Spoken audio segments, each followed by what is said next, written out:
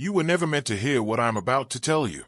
In fact, the men who buried this story counted on your silence, counted on your obedience, counted on your fear. But fear dies the moment truth enters a man's bloodstream, and tonight, you're going to feel that first drop of poison. So listen closely. Imagine a cold wooden table in the back of a candlelit tavern in 1839, cards slapped down, whiskey spilled, and 12 men circling a husband who has already lost everything except the one thing no man should ever wager: his wife. His untouched, terrified, newlywed wife. And yet he places her on the table like property, like livestock, like a debt he can't pay any other way. But that's not the real story. The real story is what she did next, and why every official record tried to erase her name from the archives. History books won't tell you this, because history isn't written to tell the truth. It's written to control the narrative. And the narrative they wanted was simple: men gamble, men rule, men decide the fate of women. But what happened in that tavern shattered that script so violently that even now, almost 2 centuries later, you can feel the crack in the wall. You see, she didn't cry. She didn't plead. She asked for the deck. And the 12 men laughed, nervous laughter, the kind men use when they are about to witness something they don't understand. They thought she was broken. They thought she was desperate. They thought they already owned her. But some women, the rare ones, are born with a silence sharper than any blade. And when she touched those cards, every man in that room felt something shift. A weight, a pressure, a presence. The kind that makes the hairs on your arm stand up, even if you don't believe in spirits. What those men didn't know, what her husband had never recognized, was that she had been trained since childhood in a forbidden system of psychological mathematics, an outlawed form of probability mapping used by certain European families to predict the behavior of gamblers, kings, even entire courts. These techniques were banned, ridiculed, banned out of libraries, but passed in secret from mother to daughter. And when she began to play, the room fell silent. It wasn't luck. It wasn't chance. It was precision. Cold. Lethal. Unbreakable. One by one, she took every hand, every coin, every weapon, every secret. By the end of the night, she didn't just win her freedom. She owned all 12 men who tried to own her. Most men think power is loud, shouted across tables, slammed into the floor, carved into other people's lives. But real power, the kind that rewires a man's destiny, moves in silence. And that night, in that smoke-choked tavern, every man present felt a silence descend so heavy it pressed against their ribs. They watched her shuffle the deck again, slow, deliberate, like she was inviting the room to breathe in her rhythm instead of their own. And without realizing it, they obeyed. That's the first sign of psychological domination, when a crowd begins to adjust their pulse to the confidence of one person. Most men never notice it happening. Those who do, deny it. But denial doesn't protect you from power. It just blinds you to the moment it takes over. What they didn't understand was that she wasn't gambling. She wasn't hoping. She wasn't reacting. She was reading them, studying micro-twitches in their brows, measuring how long each man held his breath before revealing a card, scanning the dilation of their eyes under candlelight. She mapped their weaknesses with the same precision a general uses to map a battlefield. She calculated patterns decades ahead of her time. Patterns the elites still use today in closed-door negotiations, intelligence agencies, and psychological warfare units. And these 12 men, drunk on ego and false certainty, walked straight into her domain without knowing the rules. The more she won, the more they felt something fragile in themselves begin to crack. Not fear, not yet, but the early tremors of it. Because when you sit across from someone who sees through you, truly through you, your bravado evaporates. Your voice changes. Your posture betrays you. Your arrogance collapses under the weight of being observed without mercy. And that's exactly what she did. She observed them, stripped them down, dismantled their illusions. With each victory, she wasn't just collecting coins or favors. She was unraveling their sense of control. Her husband watched, pale and trembling, realizing too late that he had never known the woman he married. He thought she was fragile. He thought she was dependent. But dependency is often a disguise. One woman were forced to wear for safety, survival, and strategy. She had hidden her intelligence, hidden her training, hidden her bloodline's forbidden knowledge. And now, with 12 drunk predators circling her, she unleashed all of it with the calm of someone who has already accepted the consequences. Be why the third hour, The tavern no longer felt like a room. It felt like a trap, a chamber sealed off from the rest of the world, as if time itself had narrowed into a single point, a single table, a single woman dismantling 12 men one breath at a time. The candles had burned low, their flames trembling like they sensed a shift in hierarchy. And that's the truth most men never face. Hierarchy isn't built on strength or violence. It's built on awareness. The one who sees the deepest rules the room. And she saw everything. One man tried to accuse her of cheating, but his voice cracked on the second word. Another slammed his fist on the table, but the moment he met her eyes, the anger drained out of him like water from a broken jug. These weren't coincidences. They were the side effects of a mind trained to dismantle emotional defenses. Her mother had taught her young, men are ruled by impulses they refuse to admit. If you can read those impulses, you can control them. And once you control them, their strength becomes irrelevant. What none of these men knew was that the forbidden mathematics she carried wasn't only about probability. It was about human architecture.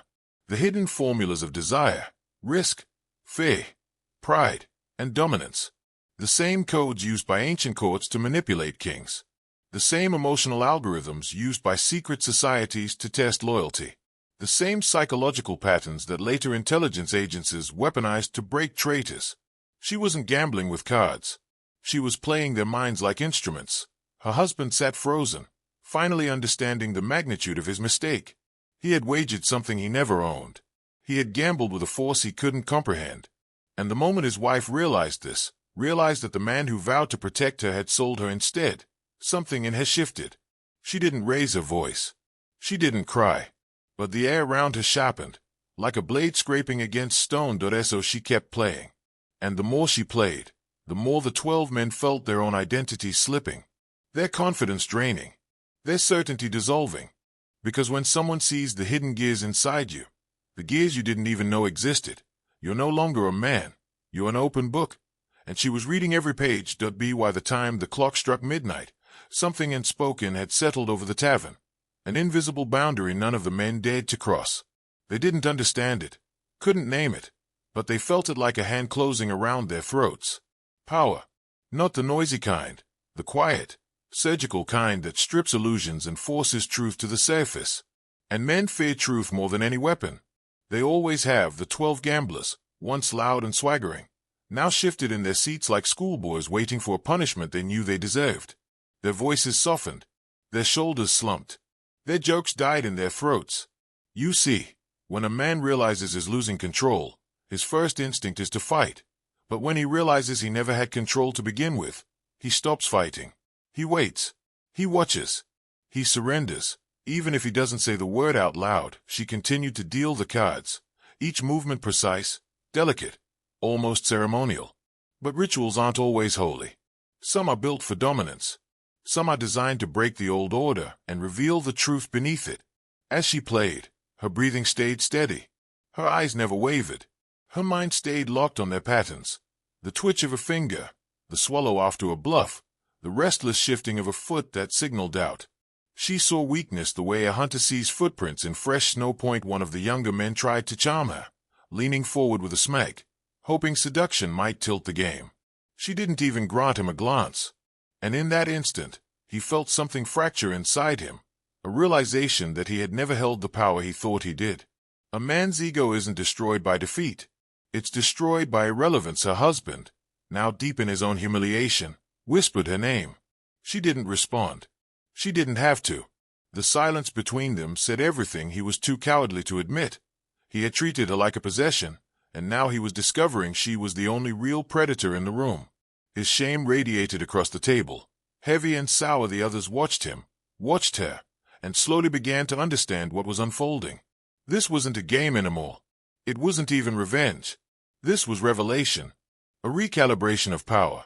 A correction to a balance that had been tilted for centuries, and they were witnessing it. The deeper the night grew, the clearer it became that none of these men were truly prepared for what they had walked into.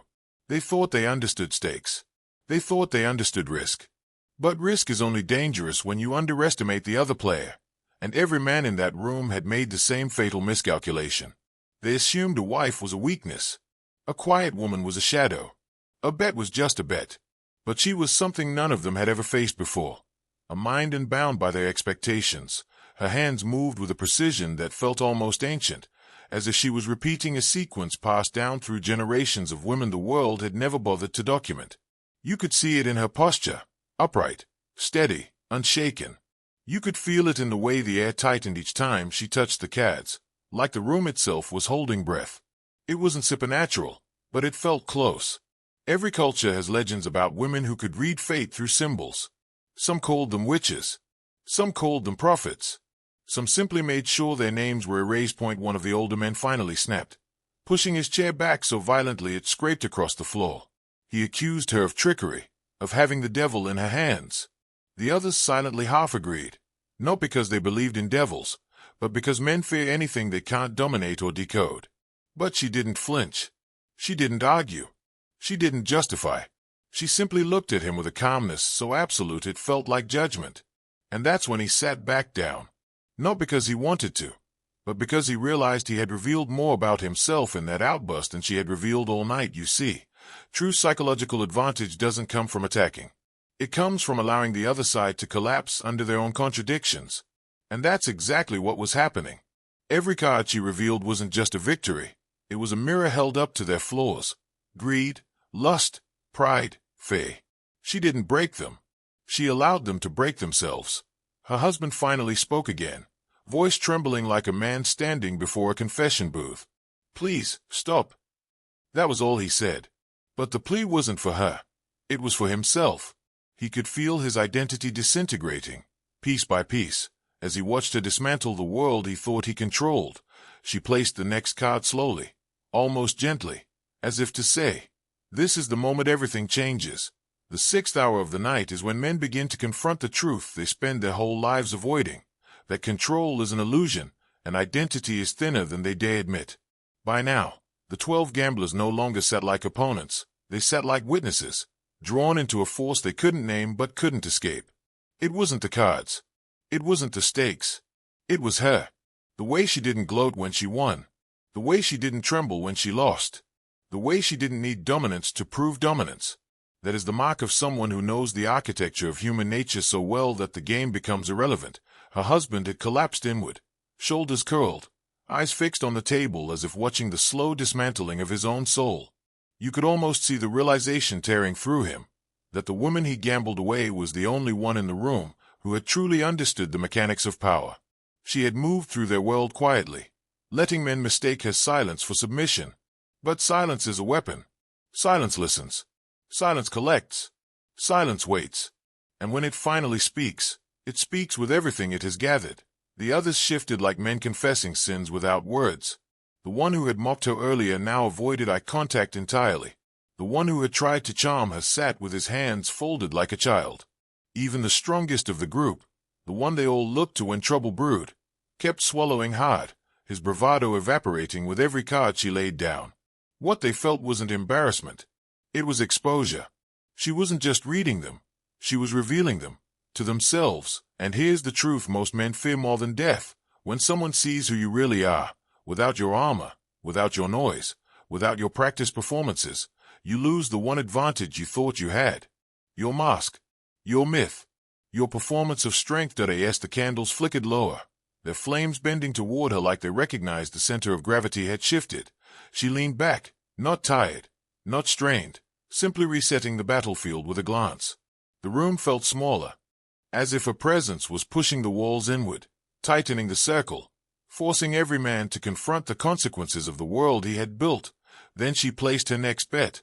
No hesitation, no fear, just a calm, quiet certainty that made every man there understand something chilling. She had never been the one at risk. There comes a moment in every descent where the mind begins to split. One part clinging to the world it knew, the other pulled toward the truth it can no longer deny. That moment arrived as she lifted the next card. Her fingers didn't tremble. Her breath didn't shift. But the room felt it, a tightening, a drawing in, as though the entire tavern leaned forward to witness what came next. The men around her were no longer calculating odds. They were calculating themselves. And what they saw wasn't flattering. You see, men don't fear losing. They fear being revealed. And she was revealing them with every choice she made. She didn't need to speak. Her presence was enough to unravel their strategies. Every gesture, every glance, every subtle twitch of their muscles told her more than their cards ever could. They were predictable, not because they were weak, but because they were human, and she had been trained to read human nature the way a scholar reads scripture, page by page, pattern by pattern, secret by secret. One man, broad-shouldered, proud, used to ordering others around, finally broke the silence. "Tell us who taught you," he demanded, but his voice shook, not from anger, but from the quiet terror of knowing she might answer, because knowledge, real knowledge, comes with a cost. And part of him feared that hearing her truth would demand something from him he wasn't ready to give. She met his gaze for the first time, not as a challenge, not as intimidation, but as recognition, an acknowledgement of the exact moment a man realizes he's no longer the predator in the room. Her eyes carried no hatred, no triumph, just depth, that bottomless, unsettling depth that belongs to someone who has seen the mechanics of power from angles you didn't even know existed. He looked away first. The other men felt it ripple through them. A shift, a message, a new hierarchy. She wasn't merely winning the game. She was rewriting the structure of the table, forcing each of them into a place they had never imagined themselves occupying, the position of the judged. Her husband tried again, softer. "Please, just end it." But she knew better. Endings are not chosen by the guilty. Endings are earned by the truth. And the truth had not yet fully surfaced. So she laid the next card down with the quiet finality of a verdict. Not rushed, not dramatic, just inevitable. And every man there understood the same chilling fact. The night was far from over. The tavern door rattled in the wind, but none of the men dared to look away from her. By now, they weren't players. They were prisoners of a truth they didn't have the language for. Something ancient had awakened in the room, something older than the cards, older than the tavern, older than the laws men wrote to maintain their illusions. Power doesn't appear, it reveals. And she was revealing a hierarchy none of them had ever imagined, a hierarchy where knowledge outranks strength, where awareness outranks aggression, where the mind outranks the myth of masculinity they had built their entire lives upon. When she placed another card, her movement was so controlled it felt like ritual. Not witchcraft, not mysticism, just mastery. The kind of mastery that comes from generations refining a discipline in silence, waiting for the world to catch up. Her mother had warned her. A woman who sees too deeply must hide it. Men fear what they can't measure. Tonight, she wasn't hiding anything. The bravest of the 12 leaned forward, elbows on the table, trying to reclaim the energy he'd lost. "You think you understand us," he said, but his voice shook just enough for her to mark him as already defeated. She tilted her head, not mocking, not condescending, just analyzing. And that made him swallow hard. Men don't fear being wrong. They fear being understood. She finally spoke, her voice low, steady, untrained in theatrics but sharpened by truth. "I don't think," she said. "I watch." That sentence landed like a hammer. Every man there felt it. Because watching, truly watching, is the one power men never expect women to wield. They assume women hear. They assume women feel.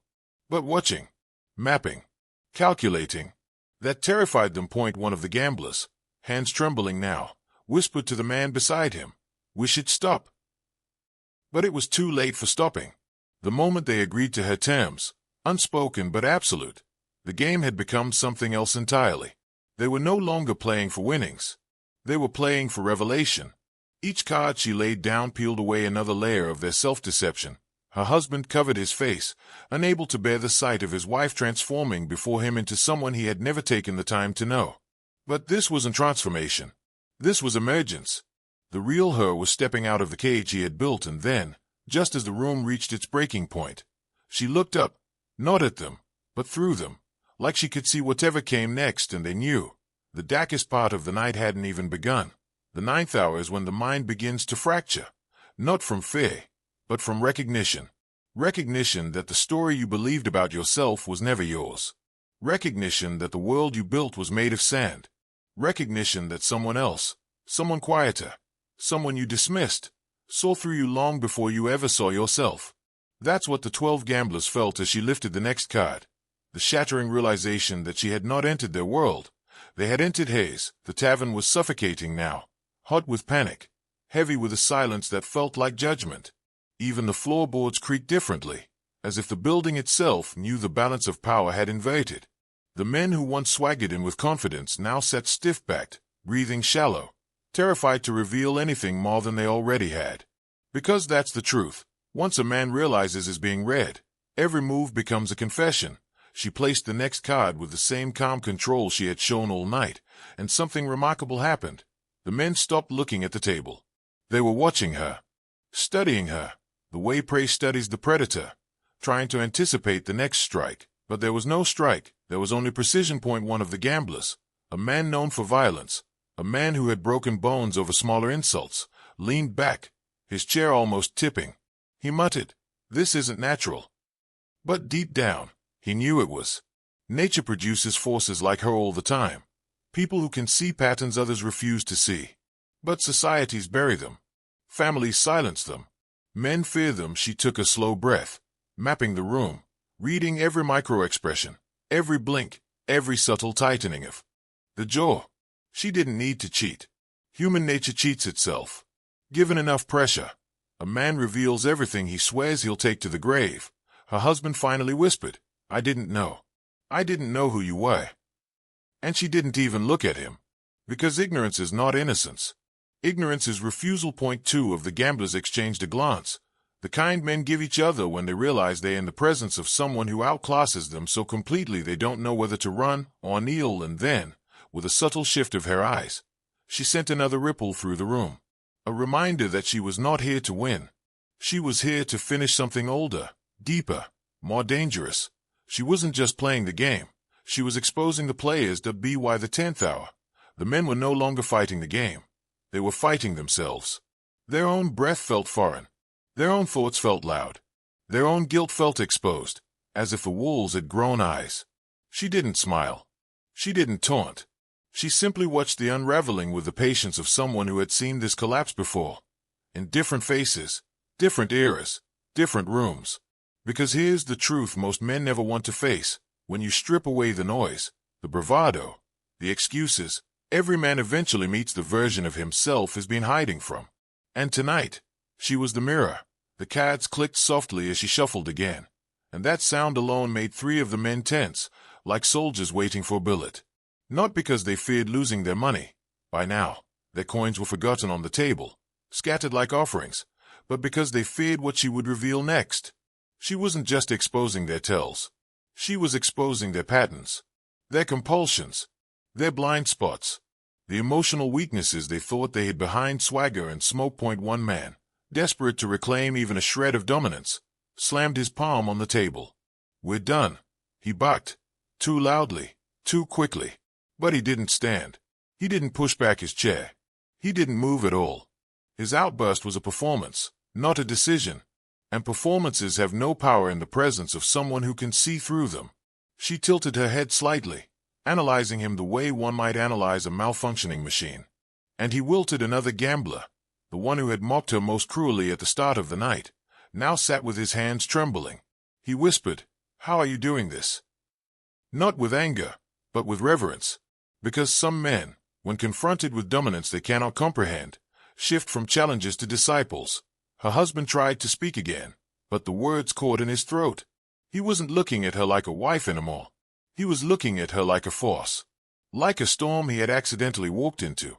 Like someone he should have feared long before. Tonight the lantern flames flickered wildly as if reacting to the tension in the room. Shadows crawled along the walls, stretching long, distorted shapes that made the space feel less like a tavern and more like a tribunal, one where she alone held the authority. And then she said, quietly, "The game continues." Not as a challenge, as a sentence. By now, every man at that table understood something irreversible. They were no longer in control, and they had never been. Control, they discovered too late, was never a matter of muscle, money, or noise. It was a matter of perception, of anticipation, of understanding the hidden machinery of human behavior. And she had that machinery memoized, mapped, and weaponized. Every card she placed was a pin pressing into the soft underbelly of their arrogance. Every flick of her wrist, a reminder that they were expendable in a system they didn't understand. One gambler tried to bluff, pushing forward a stack of coins with a laugh that came out thin and brittle. She didn't flinch. She didn't even glance. She simply adjusted the deck and dealt the next hand. The audacity of his move met her silence like a predator's strike meeting steel, and the sound of the coins dropping back onto the table echoed in the room like a confession. Men think courage will mask weakness, but weakness has a smell. It seeps. It becomes visible to someone trained to see what others ignore. She smelled it, traced it, and exploited it effortlessly. Her husband, huddled and pale, could feel the threads of his identity fraying. He had married a woman he thought he could contain. He had wagered her in a game, thinking the house always favored him. But the house had a secret dealer, one who had been trained in shadows, strategy, and the subtle architecture of dominance.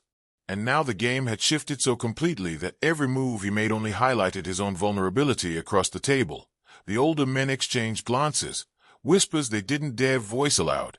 They had been trained in deception, diplomacy, and dominance in their own right, but never like this. They had never faced someone who understood the human mind like a battlefield. And the lesson sank in slowly, bitterly. This wasn't luck, charm, or skill. It was pure, calculated observation. It was the orchestration of psychological warfare, and she, quiet, controlled, and unrelenting, continued her dance. Every hand she won was another layer stripped from their self-image. Every victory wasn't just currency. It was revelation. And revelation, once seen, cannot be unseen. The night had passed its midpoint, and still, the 12 men were caught in her orbit, powerless to resist the gravitational pull of her intellect. If you feel the weight of this moment, pause and comment, "I see the unseen." Twice. Not for me, not for them, but to mark the shift inside you. To claim that awareness has entered your mind. The candlelight flickered and bent toward her as if acknowledging the gravity of her presence. By this hour, the room had transformed entirely. It was no longer a tavern. It was a proving ground. Every man around that table sat stripped bare. Their pride dissolved into fear, their confidence into hesitation. She didn't have to raise her voice, slam her hand, or curse them. She simply existed in the space, a vector of clarity slicing through the fog of their arrogance. And they could feel it. Every heartbeat, every shallow breath, every stolen glance in her direction confirmed it. She was no longer merely a participant. She was the arbiter. Her husband, whose decision to gamble his wife had seemed bold, now looked broken, as if his very understanding of himself had been stolen in slow, deliberate increments. He had assumed dominance over her because society told him he could. He had assumed she would comply because women, in his world, were expected to obey. But compliance is a shallow concept. Mastery, true mastery, requires presence, patience, and insight. And she had all three in excess, stored and sharpened like a weapon only used when necessary. The 12 men tried to reassert themselves, each in the ways they knew best.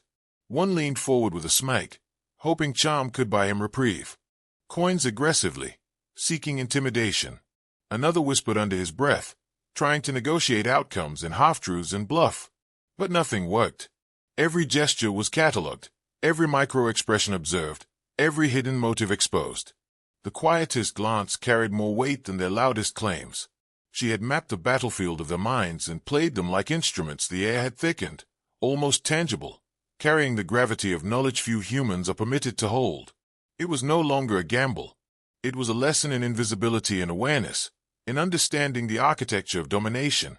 They were being educated by the one they had underestimated, and the price of that education was humiliation, realization, and surrender. And still, she did not gloat. She simply let the truth unfold like a blade cutting through years of ignorance. The cards were not just tools. They were mirrors, reflecting not her, but the hidden flaws of every man who had dared measure themselves against her. Every play she made spoke silently. You have been blind. You have been weak. You have been measured, and found lacking. The night pressed on. The walls of the tavern seemed closer, the shadows longer, the men smaller. She dealt the next hand, and they understood, all of them, that nothing about this night would ever leave them unchanged. Why now? Fatigue had set in, but it was not physical, it was existential. The men were exhausted not from the hours of play but from the relentless exposure of their own minds. Every thought they had hoped to hide, every impulse they had cultivated in secrecy, every measure of control they believed they possessed had been quietly dissected and displayed before them. They were not losing a game. They were confronting a force they had never imagined existed, a force that saw through centuries of male arrogance, through traditions of dominance, through the very framework of power itself. Her husband sat slumped, hands clasped over his mouth, staring at the table as though each card she laid down drained not only his money but his identity. He had traded her for a game of chance, believing the world's rules were on his side. But he had forgotten one truth. Some rules are written in blood, passed down through secret knowledge that no man can understand until it's too late. And she was the living embodiment of those rules. Every glance, every measured gesture, every silent calculation was a declaration. She had always known. She had always been ready. And now the world had caught up to her. The older men shifted in easily. They had seen ambition, cunning, even cruelty in their lifetimes. They had controlled situations, manipulated outcomes, and dominated others. But none had encountered someone whose power was invisible, whose victories were invisible, whose presence was invisible until it struck with absolute inevitability. This was a force that operated not on the physical plane, not in currency or violence, but on the most dangerous battlefield there is. The mind point one of the men whispered, almost to himself, "She's not human." And in that quiet admission, the rest realized it wasn't just a figure of speech. She had transcended the ordinary expectations of humanity, bending circumstances and people alike to an intelligence so precise it felt predatory, and yet, she didn't act predatory. She acted inevitable. The difference is subtle, but profound. Predation implies desire, inevitability implies truth. And truth has a power men cannot resist. The room, heavy with smoke and tension, seemed to lean closer, holding its breath, waiting for her next move. And in that silence, the lesson was complete. Dominance is not loud. It is invisible, unrelenting, and precise. It is the quiet knowledge that you see everything and no one escapes your calculation. She dealt the next hand. And every man present, including her husband, understood. Nothing would ever be the same again. By this point, the night had settled into something heavier than darkness. It was gravity itself. The men felt it pressing down on their chests, a weight that was not physical, but existential. Each card she placed was a hammer striking at the foundation of every assumption they had ever made. Every coin she collected, every hand she won, was a mirror reflecting their arrogance, their ignorance, their complicity in a system they thought they controlled. They were spectators to their own in-making. Her husband, pale and trembling, realized something he had refused to see.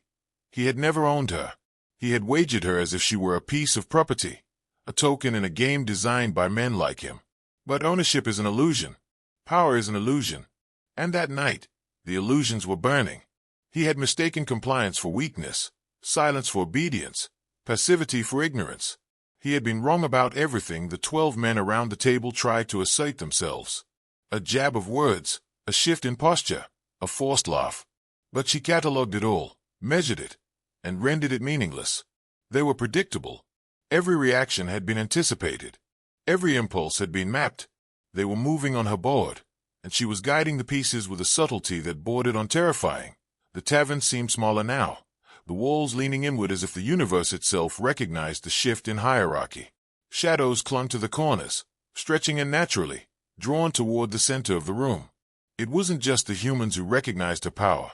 The very space seemed to bow to it. One man, the youngest and most reckless, tried to bluff her, shoving a pile of coins forward with a defiant grin.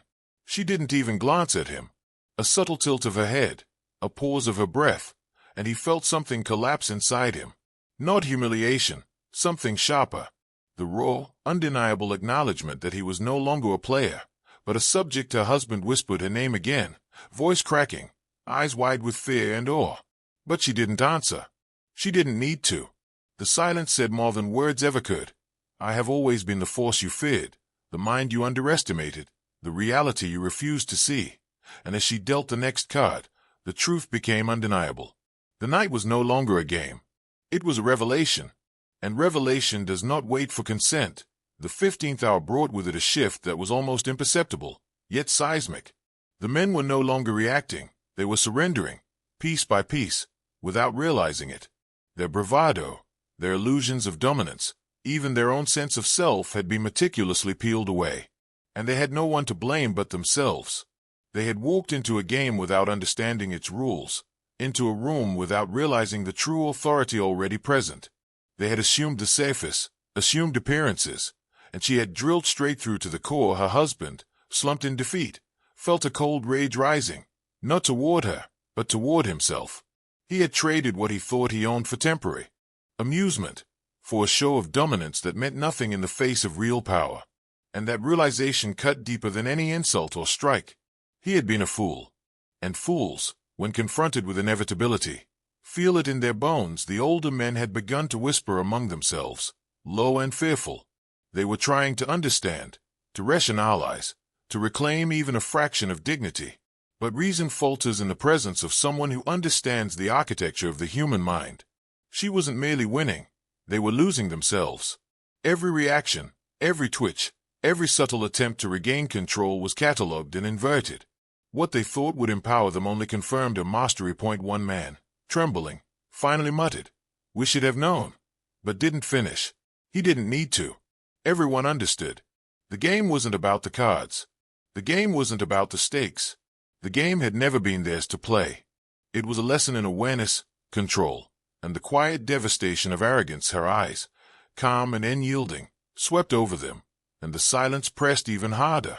She dealt each card with purpose, a conductor orchestrating a symphony they could hear but not influence. Each hand revealed more than luck. It revealed the patterns of ego, the hidden impulses, the cracks in character. Her husband's face contorted in recognition. He had married someone he could never command, never predict, never truly understand. And now, he was witnessing the truth unfold before him, irreversible and final. She placed the next card. And with that single motion, the balance of power, once assumed, once taken for granted, was obliterated. The 12 men, including her husband, had entered her world, and in her world, the rules had always been hazed at by the 16th hour. Exhaustion had become irrelevant. The men were no longer aware of time. They were aware only of her. Every card she placed, every subtle motion, every pause in her breath pressed against them like the weight of inevitability.